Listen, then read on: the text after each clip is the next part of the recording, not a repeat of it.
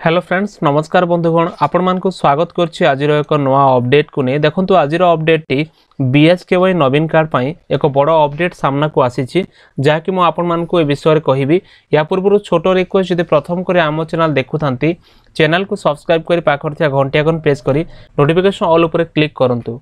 Friends देखो बर्तमान BSKY नवीन card को लेकिन एक बड़ अपडेट आसी अछि जहाँकि गणमाध्यम रिपोर्ट रे प्रकाश पाई देखो जो मैंने आगु आवेदन करथिले बीएसकेवाई नवीन कार्ड से मानक पई खुशी खबर कारण आज बीएसकेवाई नवीन कार्ड मिले को जाउछि।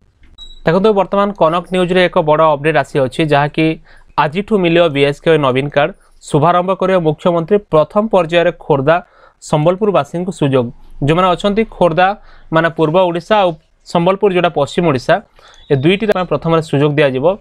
आ देखो तो स्वास्थ्य सेवार जो नुआ जुग बर्तमान आनी बीएसकेवाई नवीन कार्ड ए कार्ड आगु थिला जहाँकि विजु स्वास्थ्य कल्याण योजना माध्यम आम जानी किंतु एबे ए वर्ष पय नवीन कार्ड नाम आम जानुछी। गणमाध्यम रिपोर्ट रे प्रकाश पाई कनक ब्यूरो लेखा अच्छी आज मिलिबो बीएसकेवाई नवीन कार्ड मुख्यमंत्री नवीन पट्टनायक ए योजनार शुभारंभ आज करेंगे। प्रथम खोर्धा जिला और संबलपुर हिताधिकारी को एक कार्ड बंटन करा जिवो। जो भाई भौणी माने आवेदन करथिले संबलपुर किंबा खोर्धा से मानक प्रथम एक कार्ड दिया जिवो।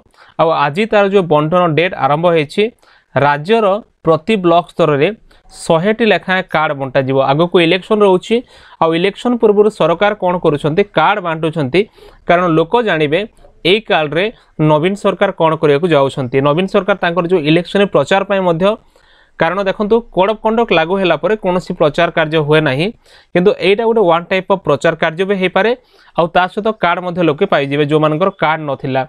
तापर देखो एत पय जो व्यवस्था मध्ये करा जायछि ए कार्ड पय वर्तमान सुधा 4,81,481 हिताधिकारी आवेदन करिसंती जो माने अप्लाई करिसंती।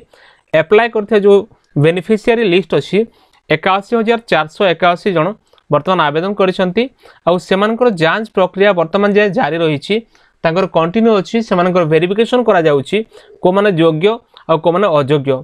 देखंतु डीआरडीए अधिकारी चयन होइथिबा हिताधिकारी परिचय पत्र जांच करिया परे कार्ड बंटन करा जिवो। जो मानकर डीआरडीए अधिकारी चयन करिसंती बा सेमानकु सिलेक्शन करिसंती से सिलेक्टेड लोक मानकु ही ए जो परिचय पत्र बा कार्डटा दिया जिवो। आ एही कार्ड द्वारा तालिकाभुक्त होता घरोई चिकित्सालय रे परिवार सबु सदस्यों पई वर्षकु 5 लाख टंका महिलांक पई वर्षकु 10 लाख टंका चिकित्सा सहायता रही। आपनकर जो घरोई चिकित्सालय अछि आपनक पाखरे बा आपनक जो नजदीकी डाक्तरखाना अछि आपण सेठी निजर परिवार प्रत्येक सदस्यों को नेकी जदि कोनोसी रोग किंबा कोनोसी प्रकार बेमार रे आपण अछन्ते निहाते आपण सहायता पाई परिबे चिकित्सा हे परिबो एभली सुविधा करा जायछि।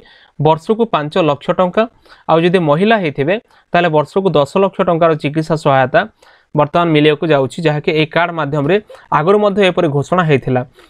फ्रेंड्स देखंतु जदि आपण आगरु आवेदन करथिले आ वर्तमान आपण कार्ड पाई नाहंती ताले आज होछि सुजोग आपणकर पय आइछि जहाँकि आज कार्ड बंटन स्टार्ट हो जाए। मार्च 6 तारिख डिक्लेयर होता प्रति ब्लॉक रे माने ब्लॉक स्तर रे 100टी लेखा कार्ड बंटा जिवो।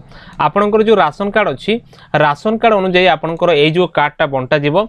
आपणकर जो माने आवेदन करथिले सेमानकर आ वर्तमान आ गोटे कथा जो माने पुराना कार्ड जो मानकर आवेदन हो जाए किंतु पाई नाहंती सेमाने मध्य ब्लॉक रे जोगाजोग करि परिबे। वर्तमान पाई अनेक लोकंकर एपरि अछि जो माने कि बीएसकेवाई कार्ड आगुरु तांकर हो जाए राशन कार्ड कला समय किंतु तांकर कार्डटा सेमाने पाई नाहंती आ एपरि स्थल रे आपण ए समय जोगाजोग करि परिबे कारण प्रतिटी पर्याय रे किछि ना किछि लोकंकर कार्ड आसु अछि माने प्रथम पर्याय गला द्वितीय पर्याय तृतीय पर्याय एमती किछि फेज बाय फेज आपनकर कार्ड सब बंटा जाउछि। तेणु कर आपण जोगाजोग कले जानि परिबे आपनकर कार्ड रो स्टेटस कोन होइछि। अनेक लोक अछंती तांकर राशन कार्ड पाई के 1.5 वर्ष 2 वर्ष 3 वर्ष हो जाइछि कि तांको पाखर कार्ड नै ए सुविधा पाइबा पाए। तो फ्रेंड्स एतला वर्तमान रो इन्फॉर्मेशन जहां आपण मान देखिले जदि वीडियो भल लागिथे वीडियो को लाइक करंतु चैनल को सब्सक्राइब करंतु सांग मान को शेयर करंतु एमती लेटेस्ट इन्फॉर्मेशन पाई निश्चय हमरो टेलीग्राम और व्हाट्सएप ग्रुप रे जॉइन करंतु। देखा नेक्स्ट वीडियो रे धन्यवाद।